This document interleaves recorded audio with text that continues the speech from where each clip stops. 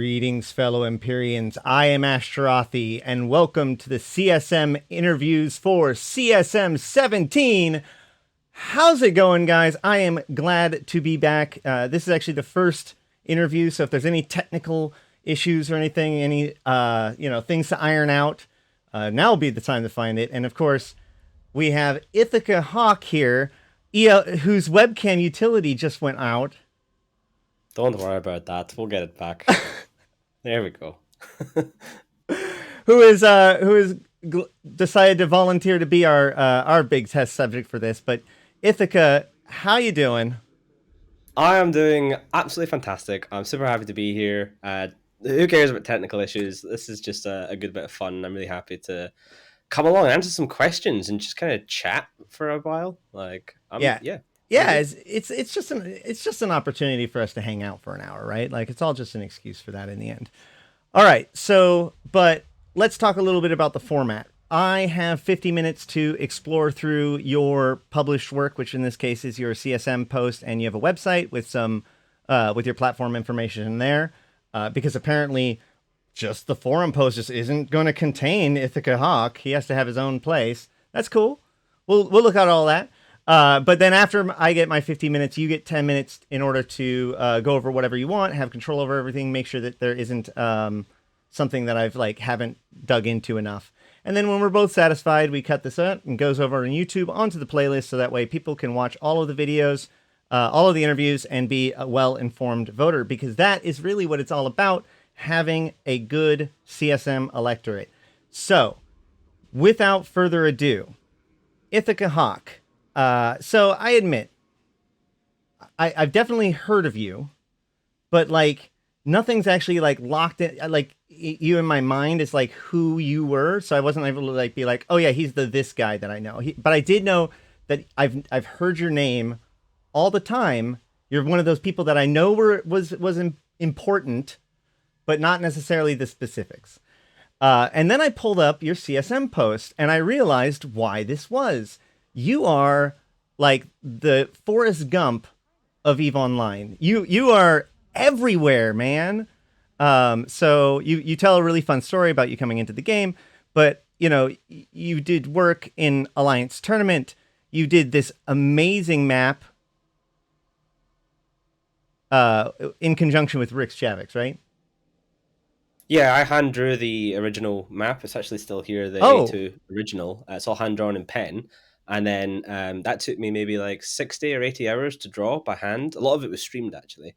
And then I digitized it and sent it over to Rick's. And then Rick's colored it in for me, basically, and made the poster itself. But the original map is all hand-drawn by me. That is nuts. And that shows dedication. And I guess the short of it is that just a quick scroll through your information here. What I gather from this is that your bona fides are unquestionable. You have extreme experience in the game. You have, enough to be a commentator. That's a pretty good badge of honor. You have passion for the game. You've you said this this was made into a physical one, which was sold for charity, right? Yeah, so at FanFest this year, CCP had a copy printed and framed professionally, which I signed, and then it was listed at the charity auction at FanFest, where it went for $725, all for charity, which is amazing. The NPSI guys from Fun Inc. also printed a couple of copies out, which I signed, and they got a couple $100 for that. And then during the original drawing of it, once it was finished, I released it for free. Anyone can actually go to my Twitter and download the full high resolution print files, take them to any local print place and get your own copy. You don't have to pay me for it. And I said to people, hey, if you like this, don't buy it from me, but maybe send me some money in this PayPal, and at the end of the year I'll donate it all to Icelandic Red Cross. This was during COVID. They were handling Iceland's COVID response. And we got, I think it was $200, $250. And then I donated that and I posted on it. And then Miss Moses from Streamfleet was like, that's cool, doubled. And then she donated another $250. And then 4 other people came in and did the same thing. So we got $1,200, $1,500, something like that for charity. Yeah, you say $1,200 here. Yeah. That is I'm nuts. so proud of that. I think it's so cool. Like the Eve community, just that single piece of art, which I'm very proud of it. But the fact that it's managed to raise a couple of $1,000s for charity at this point now is like surpasses any pride I have in the actual artwork. That's amazing.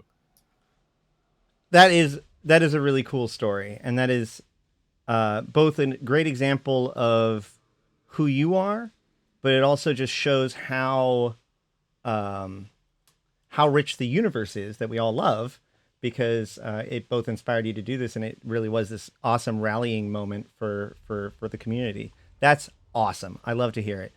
But of course, they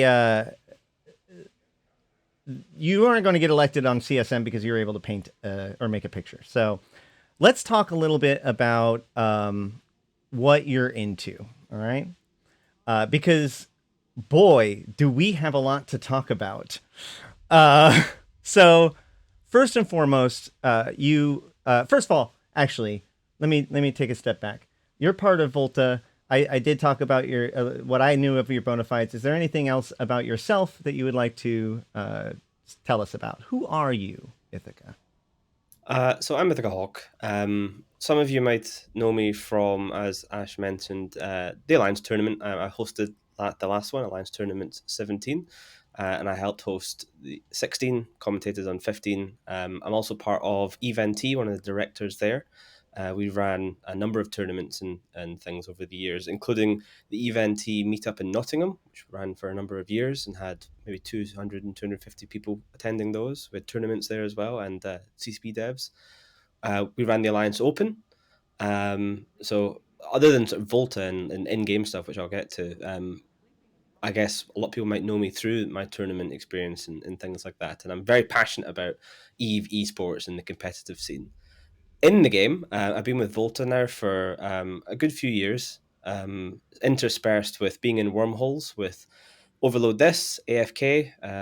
Essentially, that's No Hold Barred's version 2 and 3, and way back to Talakan United in 2012 or so. That's a good name. Talakan United was a good name. Yeah, I liked them.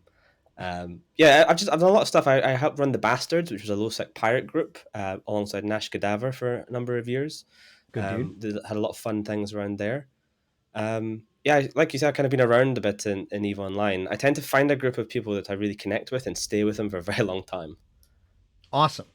Well, there is a thing that you did mention that I don't know if, or in your post that I don't know if we've gone over yet, though, which is this first bullet point.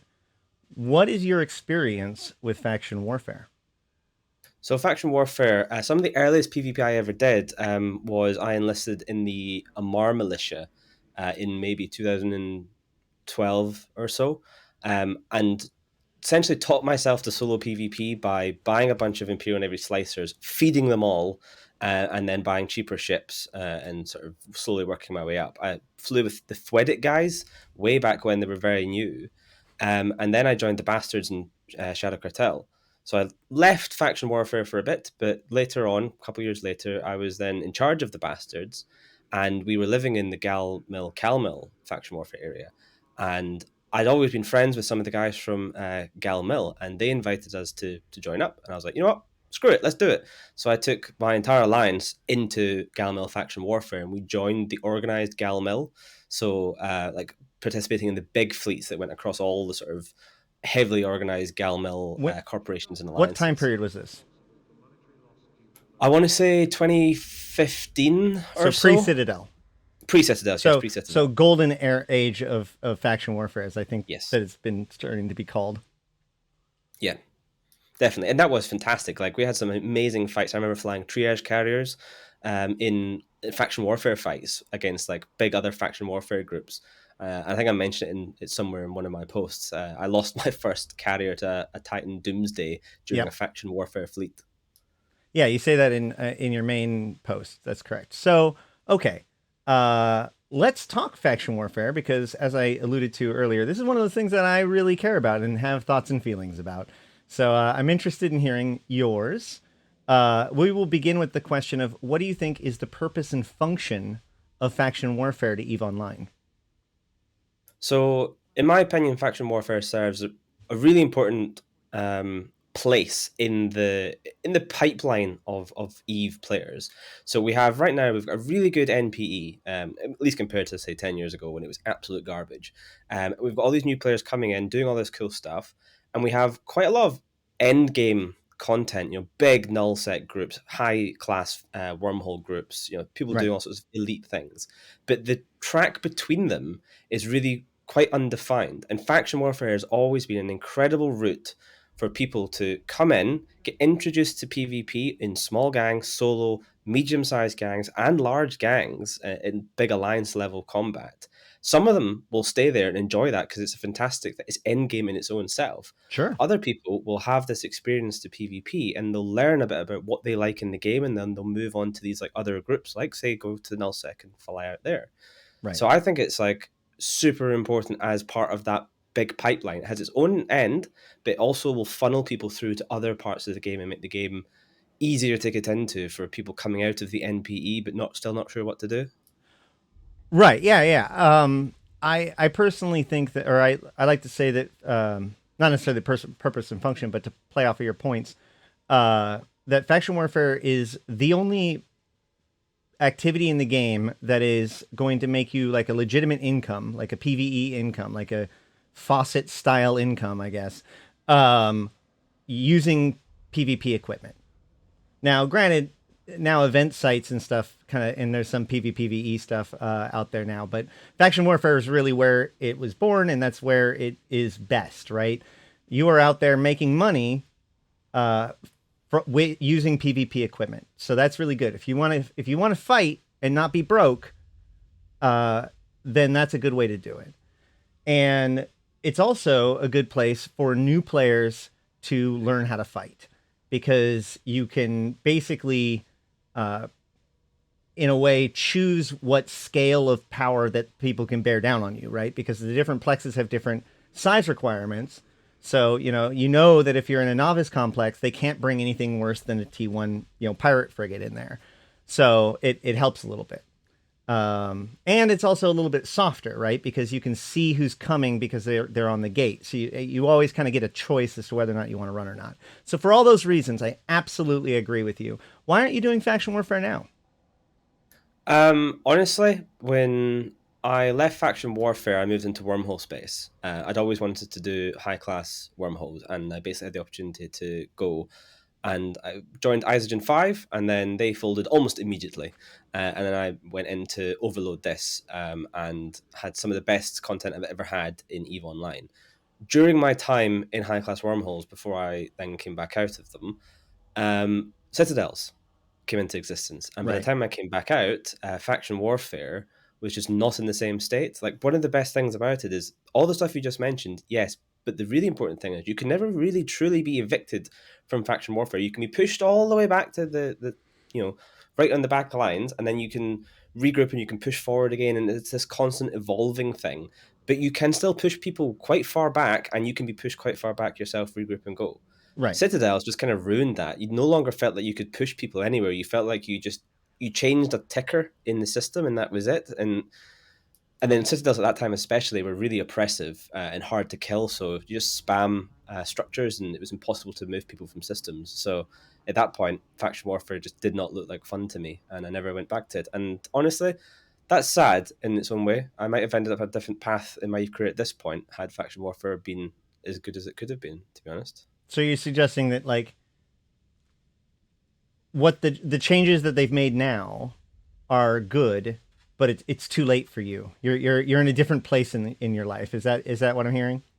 Yeah, I would say so. In the current way of my EVE career, the way it's happened, yes. I'm not saying I'll never go back to it. Like, I really love faction warfare. The people that still fly there are like super passionate, and there's an incredible amount of content potential there, especially if they nail this rework. Like, if they do this right, and it gets rid of like the faction warfare farming washboard effect of loyalty points and pushing the warzone back and forward, and it becomes actually like reasons to fight again, then you'll see some of this amazing content come back. If you remove the oppressiveness of Citadels and faction warfare, and I have some thoughts on that, then it has such a great potential. I think the way they have to do it is essentially treat faction warfare like a different space. We have different rules in different parts of space anyway, so it's not a big stretch to do so, but actually treat it like its own thing, change the rules there. And honestly, I think that might be where they're going. I'm really excited to find out. I think they could easily screw it up if we don't keep an eye on them, though.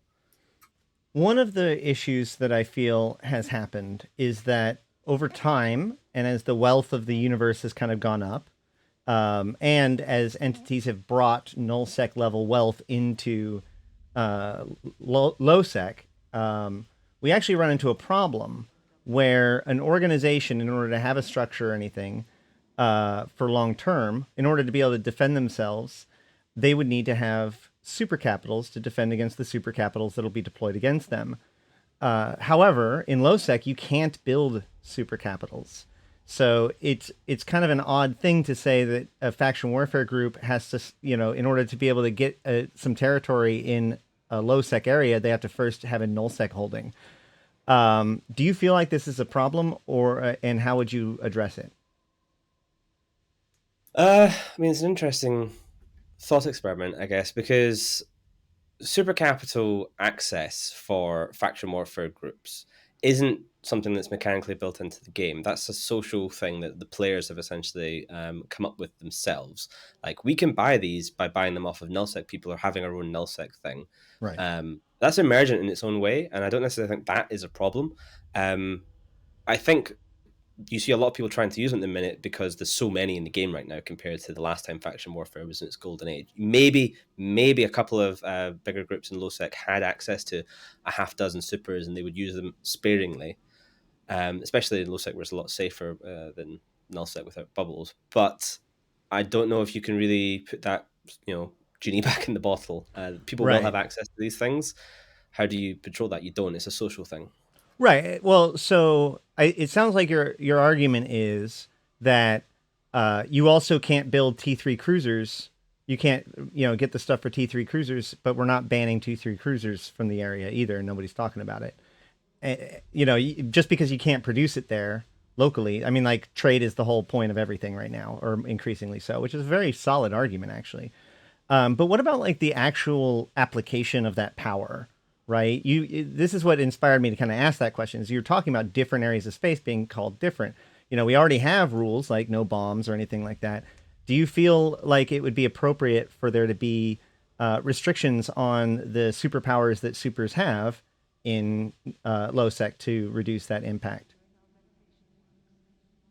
I mean, Titans are already essentially nerfed because they can only do single target Doomsday. They can't do things like bosons and stuff. So you won't see them used as much. Supers, honestly, I think if you want to drop supers in lowsec, then they should be able to. There's no reason why you can't do something like dread bomb them. Like, if you get a bunch of people with Hicks and you dread bomb them, you can wipe supers off the field. I do think that there will be a period where we all sort of adjust to the number of supers in the game slowly going back down again, either to people leaving the game, them dying, and just the production never getting back, hopefully, to the levels that it once was with like 8 billion-isk Nyx hulls. That was just obscene. As it becomes more valuable to build these and then therefore use them, if a group wants to drop like 4 35 billion-isk Nyxes to win a faction warfare objective, then they should be allowed to. And there should be plenty of very useful counterplay. Get a couple of Hicks in there and just absolutely gigadunk them. Fair enough. I guess my question would be, does that fly in the face of it being a new bro friendly sort of thing? But I already kind of in my mind countered that with the fact that that's exactly what causes this like melting pot of like experienced pilots and less experienced pilots, right? So that's all really, really good. So I am of the feeling that like mechanically faction warfare is in a better place than it ever has been. The way that the plexes function and the way that plex fighting functions over time. However, obviously the system can be improved, especially through the context by which those mechanics are applied, which is, a lot of what CCP Aurora talked about. However, you mentioned citadels again, and you mentioned it in the present tense. So we've had the tethering ability taken off of citadels for faction warfare if you're in the wrong side of the system, and we've obviously had a major nerf to the medium-sized citadels just recently that makes them far easier to clear off, and therefore far they're less valuable or less powerful, and without costing any less, are less survivable. Is that insufficient? What more would you want? It's steps in the right direction for sure, and I like the direction that they're going. I would like to see more. I would like to see faction warfare have a number of unique rules related to upwell structures in space, and I'd like them to almost err on the side of going too far with crazy rules and then dialing it back again. For example, I was thinking about this the other day. It would be great if you could only anchor structures in faction warfare space from a corporation or alliance that was in faction war, like actually in one of the militias. If you are Snuffbox and you come along to a faction warfare system, you cannot anchor the system. The empires won't allow it. And I would also like to see something similar to the old station egg mechanics, where rather than being forced to just destroy them every single time you push the war zone back and forward, that maybe you could flip a faction warfare citadel. So Galmel drops a staging Fortizar in their space.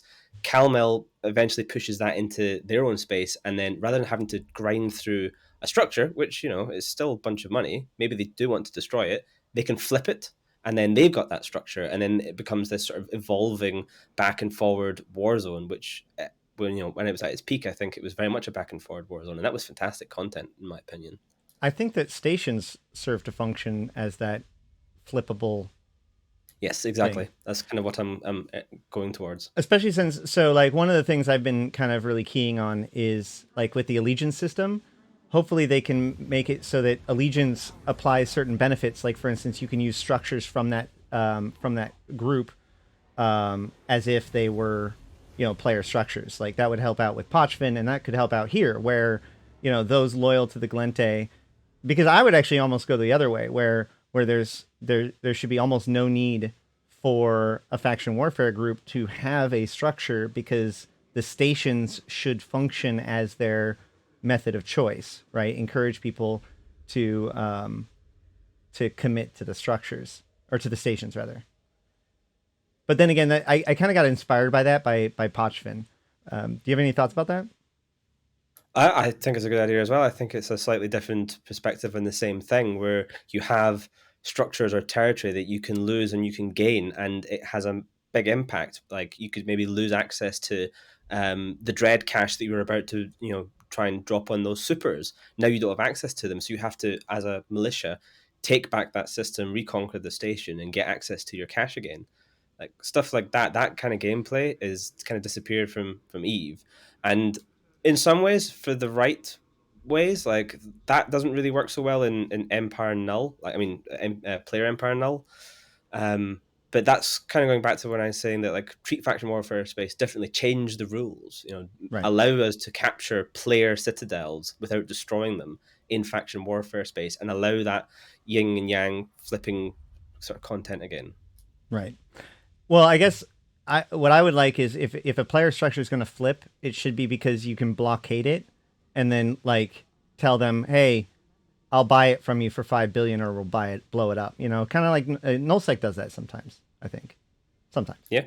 I mean, that should be an option for sure. Like the standard Citadel rules should still apply. Yeah. Just, okay, so, but beyond that, like let's talk about faction warfare missions and the stuff that CCP Aurora was talking about, because this is all like the meta context of things, right? So missions are kind of seen as like a reward, where you can run them to get different, get LP. You can only you have to have standings with the faction warfare group. You have to own like all of the stations where you do these missions are stations in faction warfare. So if you don't own that system, you can't access those agents. So you have to own the system, and that way you can make money. This was the notion behind it. However, these are universally pretty much hated by most faction warfare players, as they are seen as not contributing to the actual war zone, as it doesn't contribute to war zone control, and devaluing their LP. CCP has kind of suggested that they're looking at something different about that, and changing the context also towards more of the war zone idea, where there's different types of systems based on its proximity to the enemy lines and different sites in different places. I guess my question is, I want to give you an opportunity to convince me that you're the one that I need at the table when they start discussing that stuff. So, okay, I'll answer that question directly to you then. I am passionate about faction warfare. I haven't been an active faction warfare member for a couple of years now, for the reasons that I have already mentioned. But I think it's so important and such an incredibly important part of the game that the health of that area of the game needs to be looked after.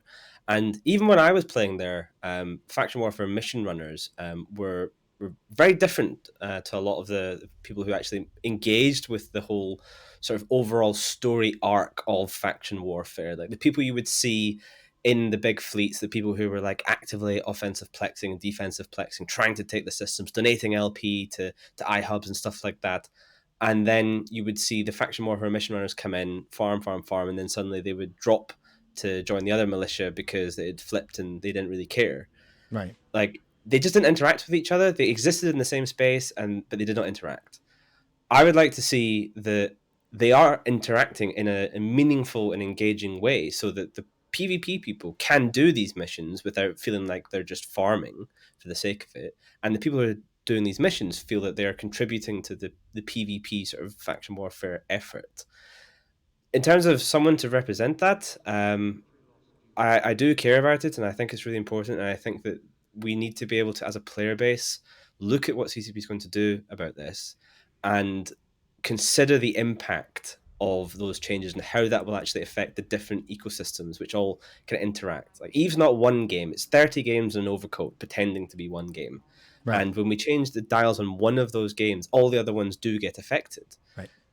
That's why I think I could represent faction warfare. I think I care enough about it, and I have a decent enough understanding about the impacts that it will have twiddling these dials, that I can actually give meaningful feedback to CCP on it.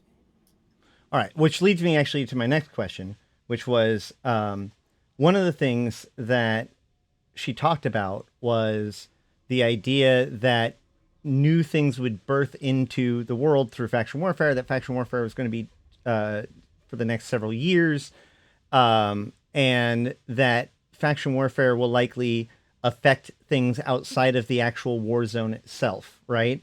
These are all things that we've kind of asked for before, and it might be, we don't know exactly how intrinsically tied, but it'll be presumably tied to the allegiance system, which means that you'll be able to have all kinds of different activities that you can do for your faction beyond just like the fighting and the plexes. All this is really cool. But how far do you think, what is the right balance of like how much faction warfare should impact the rest of the universe? I remember last time, like, we had a big faction warfare rebalance. We were asking, or the idea was we were going to get Sino-jammers that we could drop at tier 5 in a system, not the full tier. But nullsec got mad because they didn't like the idea that we could stop their ability to move through lowsec. And so it ultimately wasn't done at the time. So obviously that's not going to be, well, I don't know if that's obviously not going to be the school of thought nowadays, but how far is too far, and how far would you go when it comes to making faction warfare relevant to the universe, or making the universe relevant to faction warfare? I'd go quite far. I think, I said earlier on, I would rather they go too far and then dial it back at the minutes, rather than sort of very safely and incrementally move things forward. It's just more exciting, and I think that faction warfare should spill out. Like, you've got these huge empires, like if you read into the lore of like billions of people, huge armadas, vast amounts of weaponry, and then they've been fighting for years, and all they really accomplish is they shoot a few capsuleers who've got drugs in their cargo, or well, not anymore. They feel neutered. They feel like powerless. Right. I feel like they should have power again, and things like being able to Sinojam lowsec systems as part of the war zone, I think is perfectly reasonable. The nullsec guys can just either contribute to the war zone because suddenly it becomes part of their campaigns as well, or go a different route. I think, I mean, to be honest, I would be very interested to see if some of like the faction warfare space itself can change. So it's not just limited to these systems. Maybe some systems drop out of faction warfare, other ones move in as the war zone kind of moves and changes. Maybe some gates get closed off. Maybe this border system has been too close to the enemy for too long.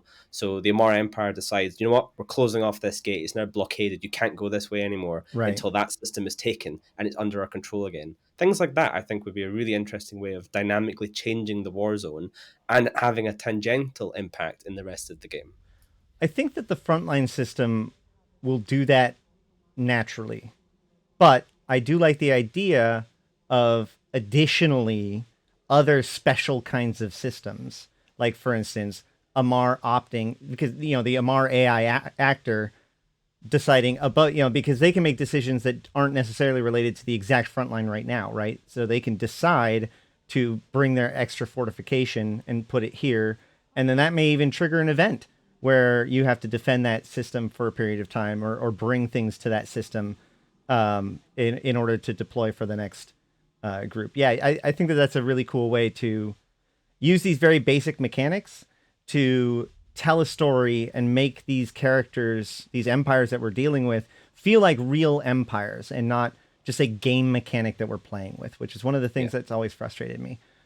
I would like to see things like even sort of the NPC null systems around faction warfare be potential to be impacted by this. So again, to use an example, lore wise, imagine that there's a critical Caldari system, right? And the Galente Empire says, hey, there's a nullsec system that connects to that that's owned by this other pirate faction.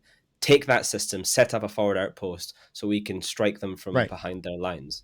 That's what it sounded like she's going to be. Well, maybe not either that or specify a specific point in the front lines. I don't know. It depends on how extensive they decide to go, which is why we would need people in the CSM that can talk intelligently about this and not just say, why are you caring about faction warfare? You should be dealing with null as the only feedback they get. We desperately need to have good feedback on the faction or, good CSM on the panel this year in particular, if we're going to be interested in really anything, because the problem is that it seems like they do have a vision to help out with the rest of the universe, but at the same time, because this is the avenue by which this is going to be birthed, if this gets messed up, it could put a snag in a lot of unrelated things. So having, my nightmare scenario would be a CSM and a community that basically blocks out communication, makes it so that, faction warfare doesn't end up being as good as it can be. It doesn't get engaged with as well, or worse, it makes it worse. And then that makes it so it's like, now they're on the back foot. What do you do now, right? Your entire plan is kind of becoming questionable, So very, very important. And it just occurred to me also by looking at this, with your experience in the tournaments, you're just going to be like CCP Aurora's best friend, aren't you? Is this really just your plan? Is this? I'm sure you could DM her. She's very responsive on Discord. She is, yeah. I mean, I've spoken to CCP Aurora many times. In fact, I'm gonna use this moment to segue into a bit of a self-shill, but I've interacted with a lot of the CCP devs through my experience in tournaments in a fairly professional manner, in the sense that as part of EVNT, we produced Alliance Tournament 17. It wasn't CCP produced it, EVNT did. And we worked with them professionally. We were basically given a job to do, and we did that job. So I had meetings with CCP. I've worked very closely with them, and I do have that Wait, good which one? Relationship. Multiple, including some of the very high. What was the one that you ran? That we Alliance Tournament 17, Alliance Tournament 16, the Alliance Open. We produced the first weekend of Alliance Tournament 15 as well. What was the last one?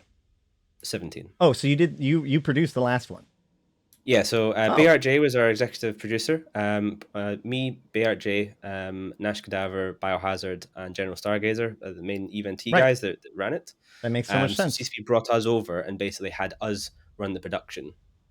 Nice. Yeah, that I remember during the Invasion World Tour they did that with Streamfleet too. Like they're good at recognizing when we're able to do the audio visual stuff far better than they can. So yeah, I mean it was a very well done tournament in a time in which the tournament really needed to prove itself. So both congratulations and thank you on that one. And of course, like you're here to self promote. That's the whole. That's why we're here. So real quick before we leave this for good, the alliance income thing, right? Like this is another big thing about faction warfare. Like one of the big problems is that you can't tax LP. Now, taxing LP was like thrown in there in CCP Rattati's presentation as like a throwaway line, like since you can tax LP, blah blah blah, comparing it to something else. And I don't know if that was like him letting us know that we're going to, or him thinking that we can when we can't. But, but you're talking about other things like passive moon mining and whatnot. So what do you feel is like the value and what is, talk to me about passive income. Why should we have it and how much should we have? How much we should have, I do not know. That's something that would require a lot of design work and thinking and iteration. Which is why I only put a few lines in there, because they're touching on this and it's something they're clearly going for, and it needs a lot of monitoring and feedback. I think it's important as a content driver primarily. Passive moons had issues. Like they were not great in many, many ways, but there was a lot of content generated from them. You don't get that same content in the minute with like people running their own mining moons, and that income is concentrated into the people who can be bothered to do it. I think that we should be able to get alliance level income from all sorts of activities, including PvP. So that's where things like taxing LP comes from. Being able to fund a corporation. Like I ran a pirate alliance for a while. We had no income essentially except the scraps that we picked up from kills, and that was enough to keep us going at the time. But if we could have somehow leveraged our PvP desires into also bringing in alliance level income, which we could use to maybe fund, a ship or two here, maybe a couple of dreadnoughts. It makes the content easier to provide, and people are more likely to start putting ships in space. And at the end of the day, every single thing I'm talking about, the number one thing is ships in space. All right. If you have alliance income, you can afford to maybe get alliance dreads, put them in space, people come and kill them, or maybe you kill some of them supers. Structures that are easier to flip, people are going to be in space because they're incentivized to go and do things. Faction warfare, if it's fun and engaging and there's reasons to do it, then you have ships in space. The more ships in space, for whatever reason, whether it's they are PvPing or they're building something or mining or exploring or anything, a ship in space is a ship undocked doing something and contributing to New Eden as a whole. And that's what we need to increase. Right. So I do want to clarify, because in chat there's kind of some questions about it. When we talk about passive income, we're not just talking about like AFK mining or something like that. In fact, that was actually what he was contrasting it against. What it means is that, like, effectively think about it this way.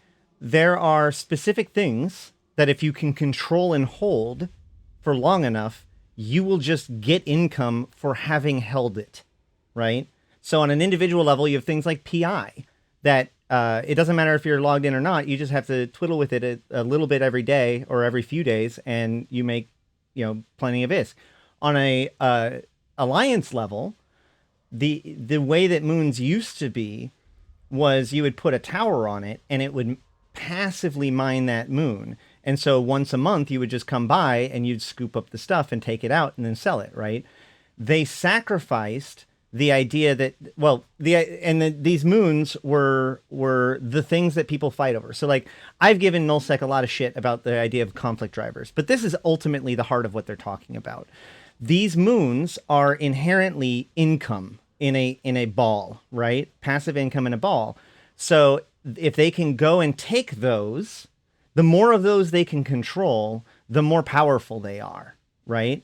And that is a big driver for you to control the biggest, strongest moons and to strike at your opponent's biggest, strongest moons, right? Do you understand? However, by sacrificing that in order to make it so that mining was valuable. The other problem they had was that miners weren't respected. They were seen almost like parasites within the nullsec blocks that weren't contributing to anything because they weren't willing to fight or blah, blah, blah. But what they did was they used the need for this income from these moons to make sure that null blocks valued their miners. And we saw a gigantic shift in consciousness about mining and how people felt about it, and how people talked about it in the game. But at what cost, right? So what you're talking about is not necessarily, removing moon mining and thus making sure that, or bringing it back to the way it was before, but you would like to see some other way to bring back the idea of passive income to give people reason to control points. Does that sound accurate? Basically, yeah. Like they're not quite opposite ends of a spectrum, and it's not like this is the answer, this is not. It's not black and white. It's grey, like almost everything else. A lot of people say, "Oh, I mean, one person in chat had a very good point. He's like, I lived in nullsec for most of the past 14 years and never had access to any of that income from moons until the changes."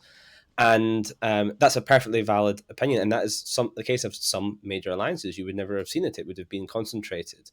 But it would have provided for alliance infrastructure, things like SRP. Yeah, that's why SRP exists. Jump bridges, alliance titans in order to bridge the fleets around, things like that. So even if you don't directly receive a cash payment, you're still receiving value from that alliance level income. And that's important. And as you mentioned about making those content drivers, like as an alliance, you want to keep that money moon because it's providing money that you need to fund your alliance that if you don't have, people might leave. And other people can disrupt your income level.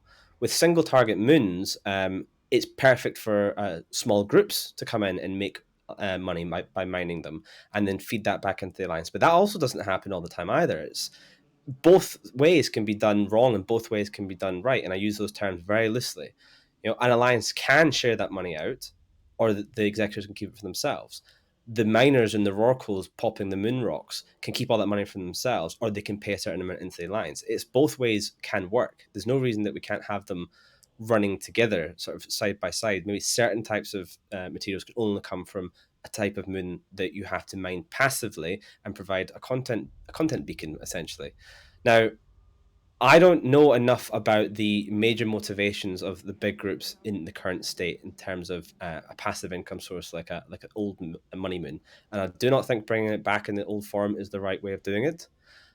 I'm at this point saying that I think that CCP should look at it as some sort of option for an alliance level income that could provide a content generating location in space. How they do that, I'm not sure at this point. But I think it's worth raising that as a sort of up a flagpole and be like, hey, maybe have a think about this.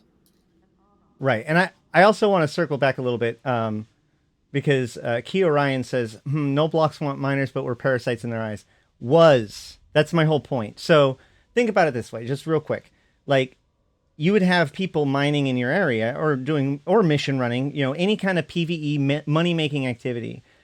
But then when the armies came, when even the roaming packs of players come in and you don't contribute, you're not a fighter at all. You're 100% industrialist, 100% of a miner. Like that is what is seen as a parasite. You are getting the money, you're getting the value out of that nullsec block. And more importantly, out of them, because remember, you're selling it, you're fueling their war machine. And so to them, they could even see you as like, almost exploiting, but like, you know what I mean? Like it's painful to have to pay for things, especially when you're having to replace things, whatnot. And so it's easy to transfer that to the person who's doing it, especially if there's a markup over Jita, right? It's easy to become embittered by that. So all those things combined made it so that there was definitely a sense that they certainly weren't going to protect their miners. I remember when the Rorqual changes were first announced, people were like, no one's going to use Rorquals because it doesn't matter if they've got 5-minute panic. There's no one coming to rescue you. Like that's the difference in how much of a mentality shift this provided. So I do agree with you that that there needs to be something that makes controlling a system valuable beyond just utilizing a system, if that makes sense. Yeah, that makes sense, and I agree. And I don't think you have to get rid of opposing systems. I think that as long as the systems are balanced to each other and there's a reason for both to exist, then they can exist. And one alliance could maybe lean more towards one method, and one alliance maybe more towards another for whatever reason. No solution should be perfect. Right. Each solution should have flaws. I like it. All right. So, but we're getting low on time. So we're going to transition to the smallest of your topics, the wormhole space. You don't really. No. Tell me more about your feelings on wormhole space and what's up with that. So wormholes are fantastic. Like wormholes and faction warfare are two of my favorite bits in EVE Online. I spent a bunch of time in wormholes in my early career in like 2012 or so, 11 maybe, and then back from 2016 till about 2018, and then another stint of about a year in 2020 or so.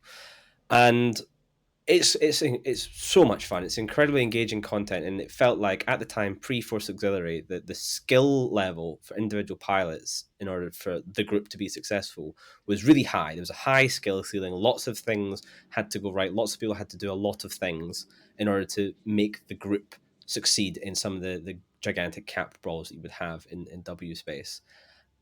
And you had certain restrictions, like, the wormhole had a 3 billion mass. You can only get so many ships through. You were really restricted in what you could bring. So it had this sort of Thunderdome type feel. And it was really, really good. My problem with W Space at the minute is that it almost seems forgotten about half the time. So CCP comes in and there's a problem in the game. So, for example, triage carriers used to be able to refit, and there was no such thing as a Force Auxiliary. So triage carriers would just refit to maximum tank. There'd be a blob of like 50 of them. They'd all put fighters out. If you got primary, you go in triage, refit to tank, and you would survive. Everyone else would just rep you. They changed that so that Force Auxiliaries were a thing, and you couldn't refit in combat. And that killed a major type of gameplay that people use a lot in W space of two triage carriers refitting off of each other, going in and out of triage. It was great fun. I understand it was the right move for the game. EVE Online couldn't really continue with these huge slow cap fleets, just unkillable. But that fix broke wormhole space in some ways. Citadels, you can argue that day and night, but at the end of the day, it had damage to wormhole space. The surgical strike, better for the game, but it damaged gameplay in wormhole space. So wormholers for years have seen their content be chipped away and broken and just ignored. And this matches what I was saying about faction warfare space, that it needs to be treated differently. We have wormhole effects where stuff exists differently in wormholes. I don't see why we can't extend that and start applying it to ships. For example, maybe in a wormhole, you can refit well in triage as long as you don't have a active weapons timer. So maybe you go into triage, you can refit, but you can't have any offensive modules fit or launch fighters, for example. Or offensive drones, I should say, not fighters. That's my problem with wormhole space. It's forgotten about. It's just kind of gets here's a buff. By the way, wormhole space, we broke something. Sorry about that. And they've even said that in as many words in one of their dev blogs. They're like, and as usual, wormhole space is forgotten about. And I just think they need to focus on it a bit more. I want to push back on that a little bit because, so it's one thing to make a weather effect that changes a stat or something like that, but you're talking about mechanical exceptions. Is it really worth dev effort to make something quote unquote new that will apply to some wormholes? Yeah, I mean, that's kind of the way that things happen. Like if they're making a new faction warfare mechanic and it only applies to the frontline systems, there's only maybe 20 frontline systems, so they're making a mechanic that only applies to 20 systems in that case. I'm being facetious deliberately at this point. There's a lot more wormholes than people realize. There's thousands of them, so it's actually quite a large percentage of them. And right, but you were talking, sorry, that was because I used that word because it would only be a subset of them, because you were talking about having additional weathers. I mean, it doesn't necessarily have to be weather for a type of system. It could be a wormhole space effect for all of wormhole space, Like, you don't even have to go into the granularity of saying only C5 red giants have this effect, which, to be fair, they already do, really. But I'm talking just, you're in W space, by the way, the rules are different because there's no local here. That's one rule. It's already different for all of W space to the rest of the game. Why can't there be a few more rules that are quite wildly different in W space and balance the game for EVE Online, and then considered how does this balance affect wormhole space, and can we tweak that in a way that only affects W space? Right. So I'm also going to ask you what I plan on asking all of the wormhole candidates, and then it'll probably be your turn. Which is like what I'm calling the wormhole check-in, right? So last year I talked to a lot of wormholers and talked about what the problems were. We saw a kind of everybody agreed on, the power of the filaments being too strong, and surgical strike having really hurt their gameplay. I heard that across the board. Now, surgical strike has been halfway reverted, I think it was, and the filaments are no longer applicable in wormhole space. Are those problems? Did that actually solve the problems that people wanted them to solve? How is wormholes now? Is there any other glaring issues that might have been added into the game in the last few weeks that they may want you to represent them on? So one thing I'll say first is I'm not touting myself as a wormhole candidate, and Fair I'm enough. saying I'm a wormhole aligned candidate. I love wormhole space. I've got a lot of friends from my time in wormhole space. I would love to go back to high class wormhole space. There are patches and things that have changed and unbroken some of these mechanics that you mentioned. However, you get this attitude from wormhole space whenever CCP announces they're doing something new. They just go, "Oh, please don't break us anymore." Like lots of people have left because their content is gone and they've been slowly pushed out of the game. You don't bring them back by being like, "Hey, I know you used to have a really nice car outside, and we've actually taken all the wheels and we've destroyed it, and you can't use it anymore. But we've actually just changed the seats. You've got nice new leather seats in it, so maybe you can come back." Like that, well, that won't work. It has to be a draw again, not just a we've unfucked something a little bit. Right. It's that's a two steps forward, one step back type thing. And I just think they need to make like multiple significant steps forward in that field to entice people to have a reason to want to move back there, other than just things like high class wormhole farming and honor brawls, which are great fun, by the way. Like I love them, but there used to be reasons to do it because there was so much content. There were so many people who lived there. There was caps in space running sites you could regularly tackle. That stuff's all kind of dead at the minute. So in the same way as faction warfare, like as I said at the very beginning, it's like, oh, it's you've moved on or whatever. The concern is that like it doesn't just have to assert their or fix their problems, but it also needs to convince them to come back. They need to be able to trust again. Is that pretty much what you're suggesting? Basically, yeah. So when I was in Overload this was pre and slightly post the introduction of Citadels and Force Auxiliaries, and it was amazing content. And after the change of things like faxes and Citadels, we decided that it was just too much effort to play the game we wanted to play in high class wormholes. So we moved down to C2 with C5 nullsec. Then that kind of gameplay got a bit stale as well. So we left and joined Volta, and a bunch of us all left and joined Volta at the same time. We stayed in Volta for a while, and then there was a bit of an uptick of activity going on in wormhole space. There were some positive changes that were made. So we decided to go back to wormhole space, and we formed AFK, which was basically the same core of Overload this. And we did some of these big high class things again.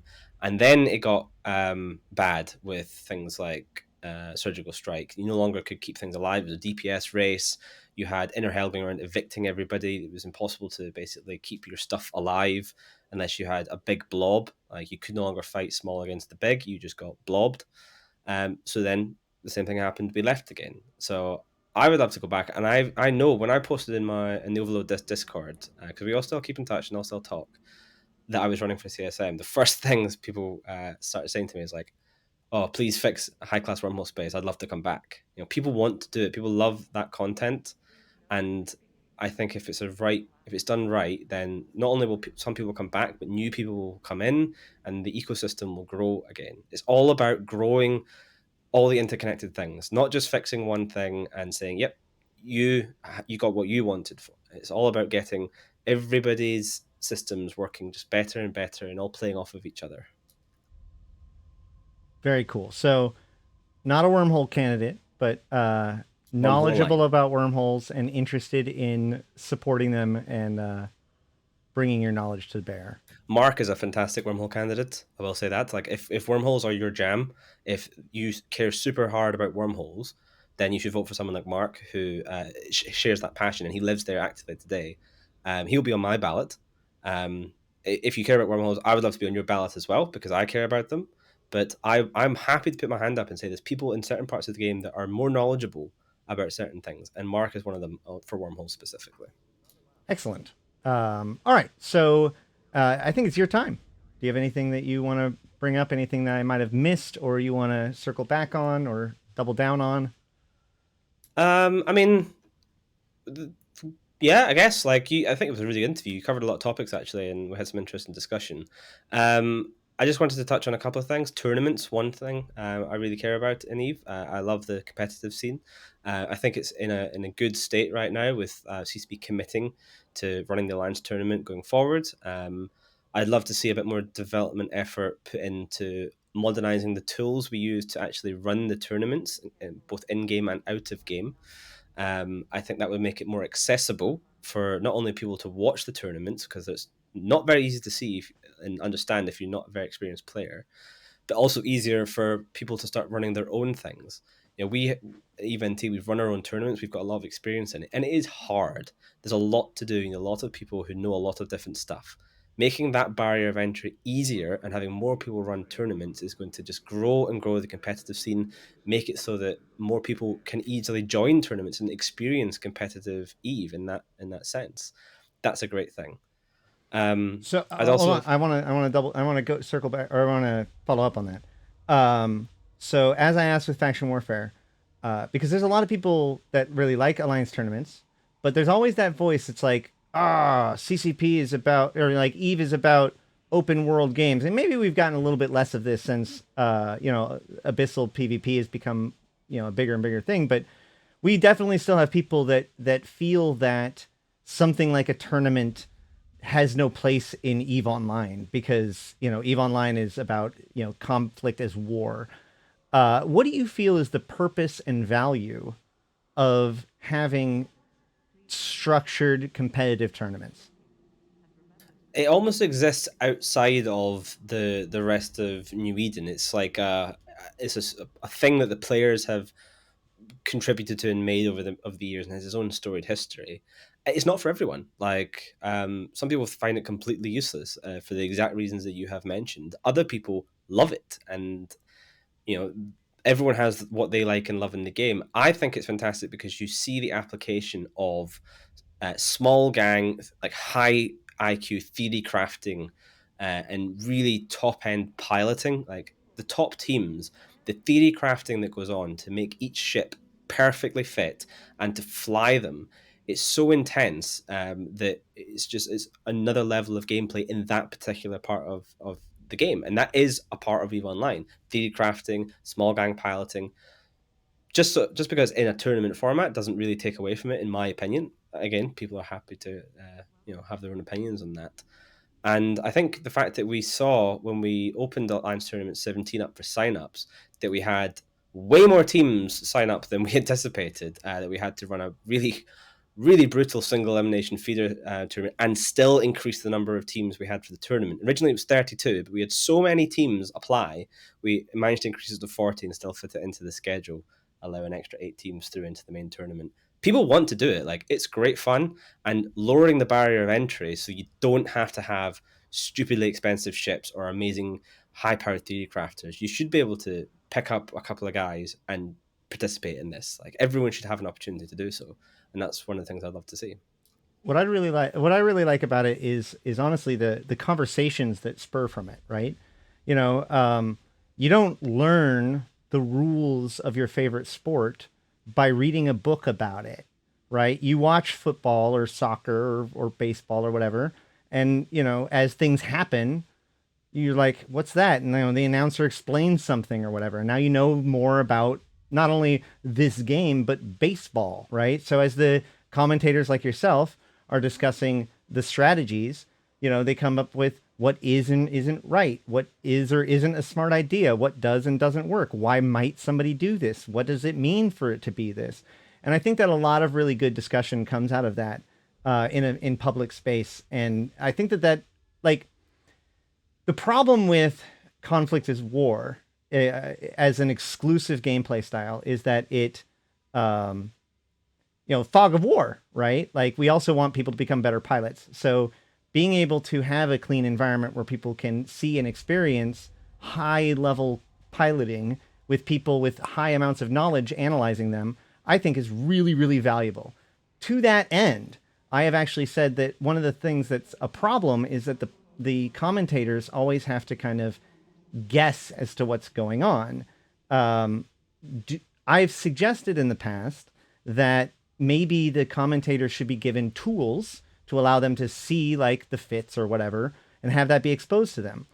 The problem is that there has been collusion issues in the past when it comes to tournaments. Um, I'm bringing that issue to you. What is your feelings about that? Do you feel like commentation as a commentator, do you feel like you're given enough to do a good job? Would you like more? Do you think commentators deserve more? Should it be separated in some way? Would I like more? Yes. I'd always love to know exactly what's going on. Do I think that we need it? Not always, because sometimes the mystery is part of the experience. Like, how is this ship fit? Like, oh, he's kiting away, so he must be railgun fit. Oh no, he's suddenly burned down. Oh my god, he's blasters. Oh, that's what to change. If you knew from the start that that's how they were fit, you can get some of it by looking in and looking at the guns. But knowing how the ships are fit, I think would give away a lot of tactics and surprise.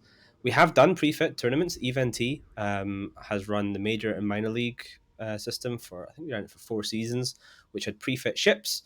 We've done the Kadari Corporation Cup at FanFest, again, pre-fit ships. So you knew if someone flew this, it was fit like that. Right. So it's a pro and Well, con that's the other thing. direction, right? Because the whole point was that how do you make the commentators know without letting the pilots know, Yeah, right? that's always going to be, it's an unsolvable problem, Well, because as soon as you go one way, it has its own set of problems. Like, you can't find one solution where everyone knows everything but no one knows anything at the same time. Like, it's what just, if there was like somebody from CCP in the background that does have that information that could like tactically feed that to the commentators? Does that happen or should it happen? in my opinion, no. CCP should be still. I mean, the only reason that they should be involved is checking for rule violations, essentially, at that point. That's fair. I'm so fine. A neutral person. It doesn't have to be CCP, I guess, if it doesn't. Yeah, I understand the point you're making. I think it still will have the same issue that if the commentator now knows, right, then either they don't say anything and then no one knows and then it's pointless, or they do say something and now everybody knows, and that has the same effect of telling things that maybe people wanted to keep secret. Right. And then that goes back to that same argument of, do you want to keep stuff secret or not? And I think for the tournaments, yeah, sure, you definitely want to keep your tactics and strategies and fits secret as long as you can. We get them when the ships die. And that's sometimes people will do things like jump their ship out of the arena rather than losing it to try and Right. avoid a kill mail. Yeah, that's always interesting. Okay, so back to you though. Anything else that you want to make sure that we cover? I guess final thing was the community events. We're sort of coming back out into this post-COVID world. Um, Community events have always been a passion of mine. It sounds like I've got a lot of passions, but I just really love EVE Online. Going to like EVE London, I've been to EVE Dam, G Fleet in Berlin. I went to one when I was out in Australia. I've been to FanFest a number of times, EVE Glasgow, Nottingham, obviously the EVNT ones. And it's just always so much fun to like stand in a pub and you're having a drink with someone, and then you just hear someone talking about spaceships like over your shoulder. Oh God, yes, I'm with my fellow nerds. It's great. As things are opening back up, I'd love to see a bit more like active support. Things like Eve Meet, the website that used to run and keep track of things and let people put things on. I'd love to see the CCP community team kind of take that in and bring that project back to life again, and really sort of grow these community events like they used to do pre-COVID. I'm sure they will. but I'm saying it because I think it's important. Well, so Um, like one of the things that's got me really concerned is that like FanFest was a super spreader event. Like yes, a I got lot of COVID. people got sick. Um, shouldn't we take that as a warning that maybe it's premature to be talking about that kind of thing? Like it seems potentially irresponsible. Absolutely, we should be very careful about it. I think we should still encourage the creation of the tools and for people to be safe about these things. For me, and I'm only speaking for myself, I got COVID at FanFest. Um, I managed to successfully not give it to a single other person that I'm aware of because I immediately isolated when I got home. My partner has not got it, and I've stayed in the house the whole time. So for me, because I've not affected anybody else, it was worth it to be a bit unwell. I was triple vaxxed. I took as many precautions as I thought was reasonable, and I still got it. Um, is this something? This is getting into like real life politics at this point, but is this something that we will have to live with for the foreseeable future? Very feasible. Um, should we stop everything until it's completely gone? I'd love to say yeah, but I don't think it's actually ever going to happen. That's the only thing. And the community and like being apart from like your friends and your family and stuff for so long, like it was really like special to be back with everybody and see everybody again and be in a bar with a bunch of Eve friends from around the world. I don't get to see other places. Right. Like that was really special, and I don't think we can risk not having that kind of stuff anymore. Fair point. Maybe rather than attempting to resist it, there should be thought and energy put into how we can do it safely when we do it. Yeah, exactly that. Excellent. All right. Give me an Eve mask. There you go. Yeah. Yeah. You can, when they come out with the allegiance system, you can get a mask with your allegiance on it. So that way everybody can see it. There you go. Yeah. That's awesome. All right. Anything else? Um, I guess my one last thing is I've said this on my website, but if any like small corps or individuals or small alliances or whatever want to chat, please reach out. I'm happy to join like your corp Discord or Mumble or whatever, and just like we can do a little Q&A just like this, but like just us, just a couple of your guys or one on one. Like I'm happy to do so. I think that for me, the thing that's important about the CSM is it's not about saying I will make CCP do this, I will make CCP do that. It's about you being represented, you the people being represented. You should vote for people that you think that when CCP says to you, hey, what do you think about X? The people you've elected on the CSM most of the time will say the same thing as you. And in order to understand that, you need to kind of know these people. So I'm happy to be approached and come and have a chat, one-on-one, groups, whatever. Just get to know me. And if you think that I share your views or can represent you as an individual or as a player of the game or as an alliance, then I would love to be on your ballot. Um, there are people who are better at certain parts of the game. They should be on your ballot if that's what you care about. Mark, perfect example for Wormhole Space. Jinx for new players. But if you think I can also be representing you, then yeah, please consider adding me to your ballot. So thanks for having me. That's my final bit, I guess. Excellent. Well, I generally like my goal with these interviews is to answer the question of why would somebody want to vote for this person, right? Like that's really what I'm digging for, because it's not about me. I'm going to make my choices, but ultimately, for the point of these interviews is to help people find the people that they want to vote for, right? So I'm not going to judge why people do it, but I do need to figure out why somebody would want to vote it for them, so that way we can articulate it. And in your case, I think that the big thing is, you play down the fact that you're not specialized in anything, and to vote for a Wormhole candidate and all that stuff. But I think that the thing that you bring to the table that we haven't talked about is that there aren't that many slots. And, it is true that the null blocks will get theirs. They are very organized. And while there are attempts to organize, non-null block voting things, who knows how successful those are going to be. So we don't get very many people outside of those to be on the CSM. And so, we might not get a Wormhole candidate at all. We might not get a faction warfare candidate at all, because those blocks just may not have enough votes to bring it to bear. But what Ithaca can do is represent all of those different areas by bringing his general knowledge and specific history with those places, right?